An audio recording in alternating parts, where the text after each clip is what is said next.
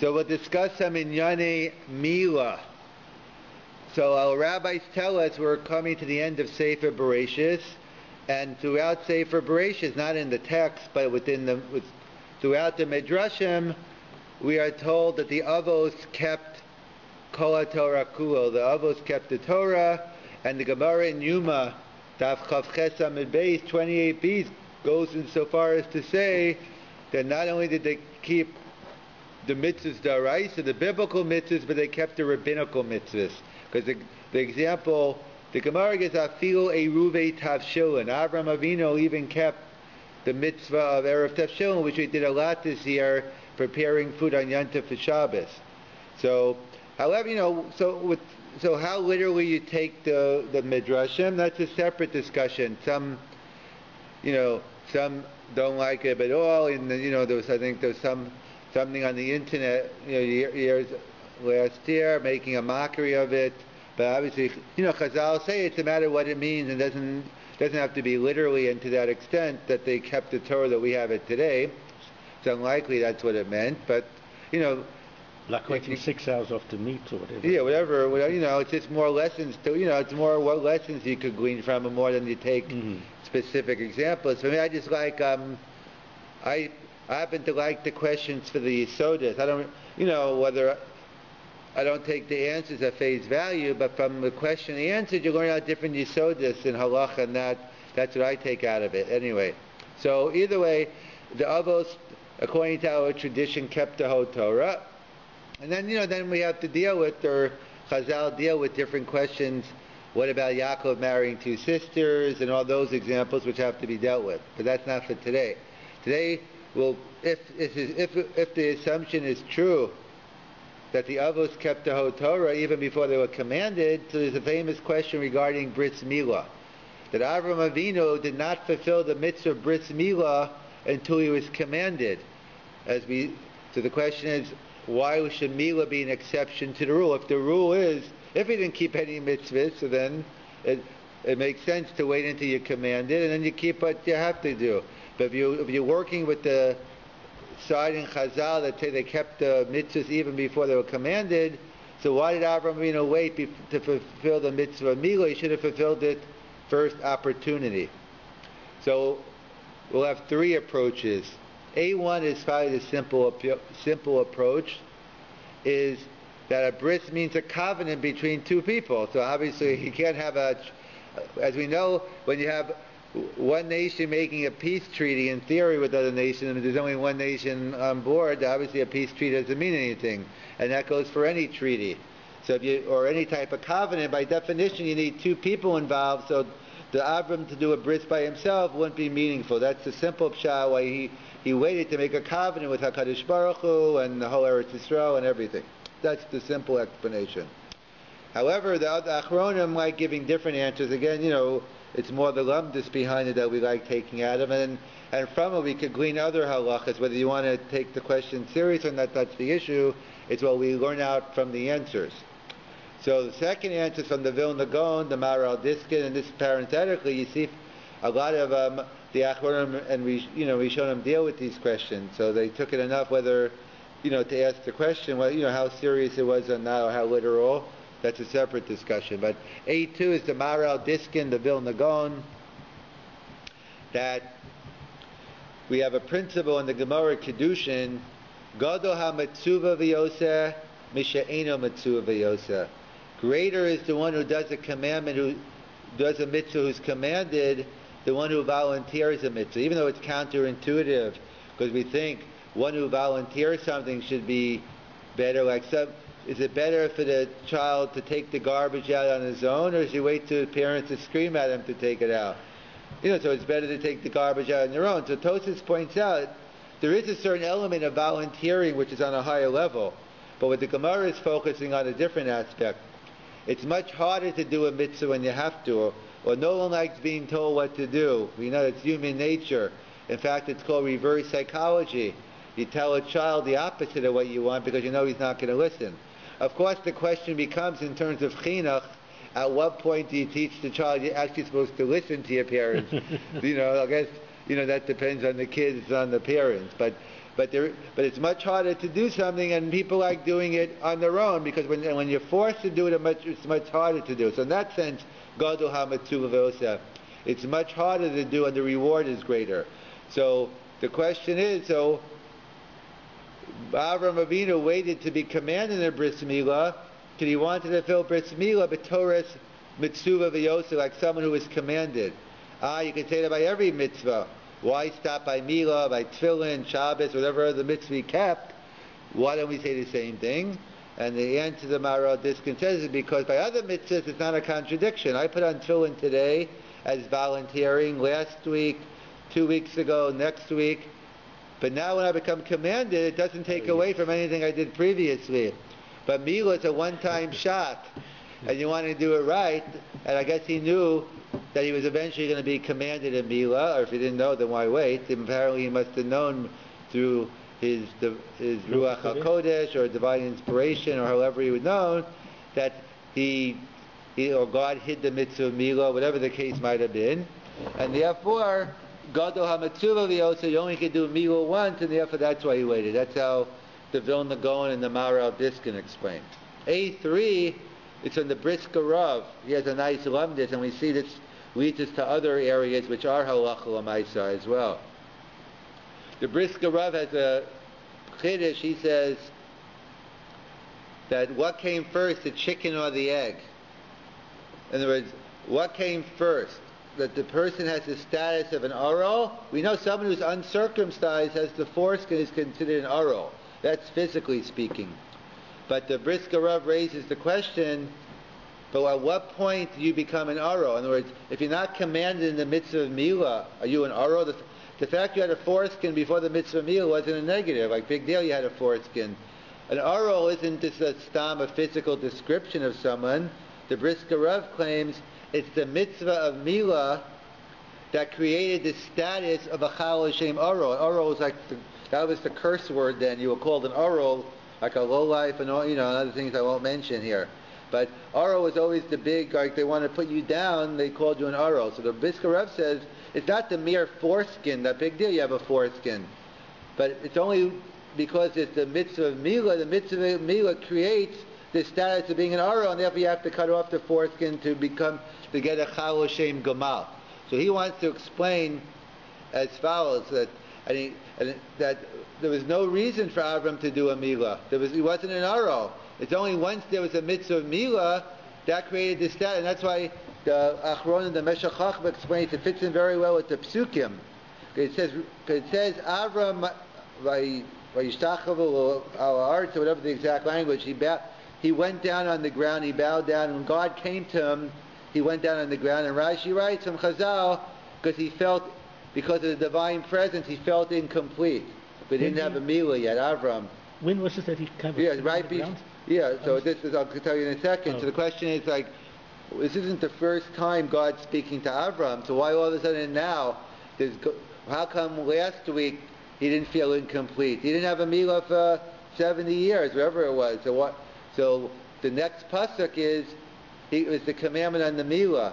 In other words, or the pasuk right before, right after he was commanded on the Milah, that's when he had the status of an aral, and that's why he felt incomplete until he did. That's how the Meshech Chochmah, working with the Yisod of the Bris Rav, he says the psukim fit in nicely that way. So this is really the Gemara in Yevamos gets into this concept. Is this true that the mitzvah of Milah creates the Chal Hashem aral, or you're an aral regardless of the mitzvah of Milah? So we'll see. There's an interesting Gemara in Yevamos. We have the Gemara talks about, we all know, an aral, Kohen aral cannot eat truma. If you're a Kohen and you're an aral, you can't eat truma. So the question is, let's say you're a Kohen aral, and you're a baby, you're just born, and the case is, Mesu Achiv Mach Masvila. The case was, your two brothers before had a Milah, and they died from the Milah. So it's a sakana for you to do a Milah. Again, at least right away, maybe later, when you get stronger. But the halacha says you cannot do a Bris Milah on this child. He's a Kohen. So can he eat truma or not? The question is, if you're an aral based, halacha mandates you to be an aral. They say you're not allowed to do a Milah. Do I have a status of an aro or not? Rabbi Tam has a chiddush. He says no. He says it's the mitzvah of milah.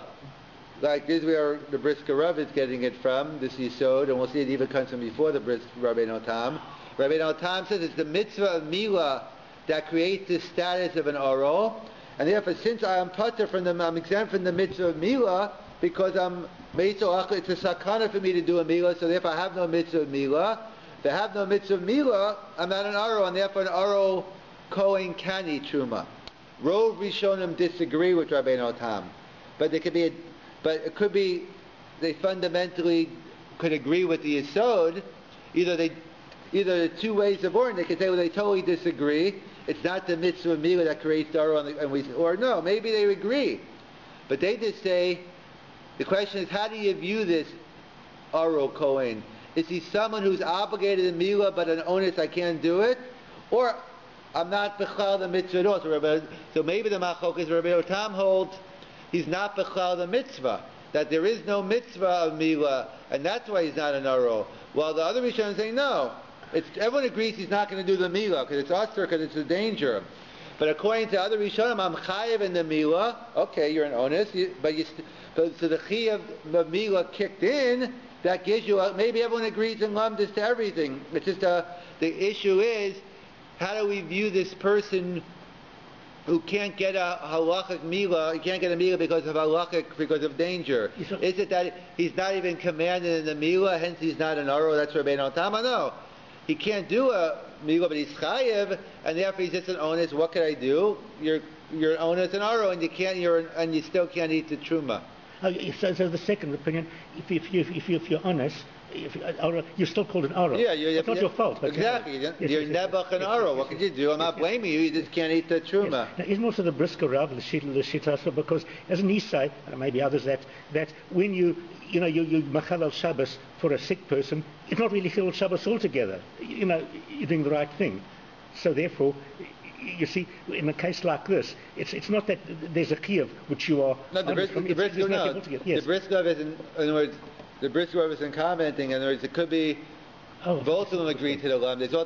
Rabbi Tam is clearly working with this lumdis that the mitzvah of milah creates the chalo shem aro, and that since there is no mitzvah, others also might agree. They just say it's true, but you do have a mitzvah, you just can't do it. Like for instance, like there's a machokas in the Gemara, someone who is a nolad mahul, someone who's born circumcised. Yes. So again, element is we do have toughest dam bris, but there's shitas in the Gemara. Minat Torah, you need nothing. It's all done. Everything's taken care of. So what's in the kudas hamachlokas in the Gemara? Whether a nolad mahul has to do any type of circumcision. The question is, it could be, it could be around this issue. Does the nolad mo have a mitzvah milah or not?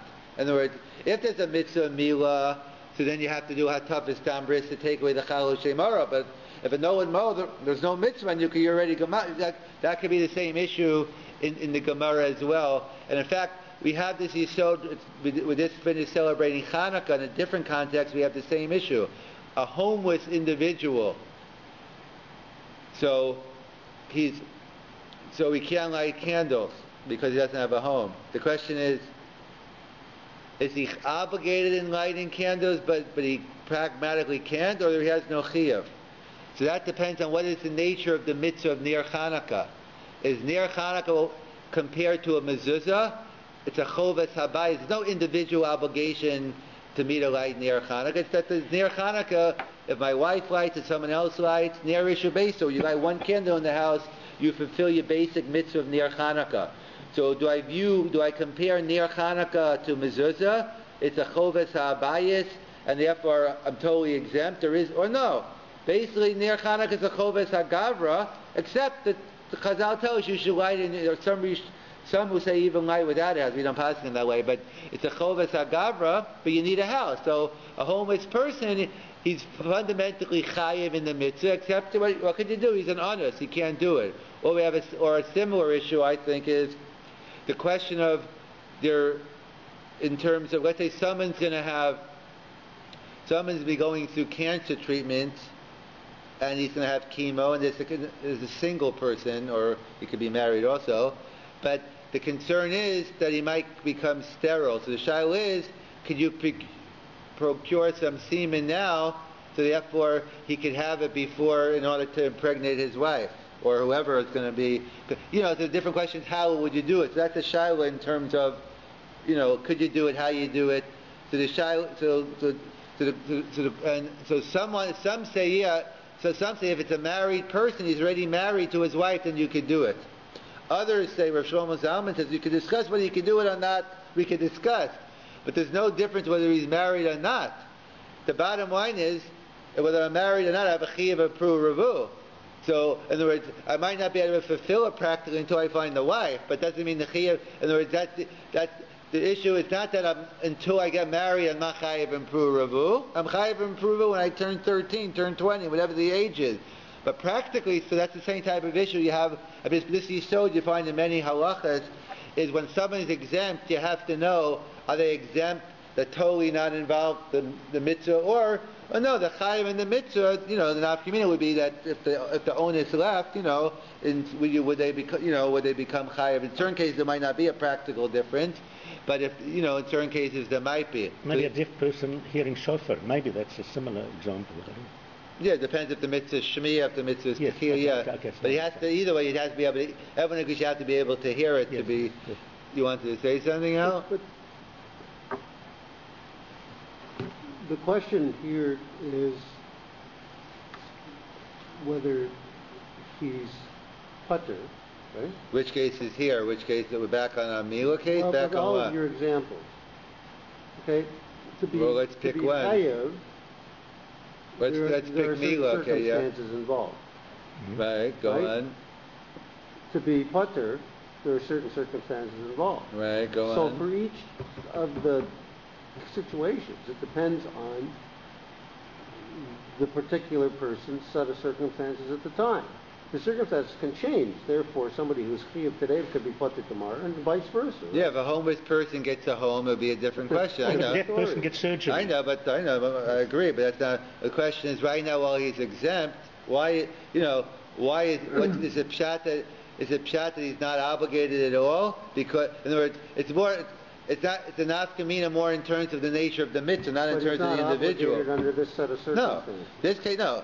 Both reasons. For the homeless person, he's exempt, but it would tell us about other halachas about Ner Chanukah. It will tell me about other halachas of Mila. This specific case, there wouldn't be a practical difference now, but it tells me more. We're learning more about again.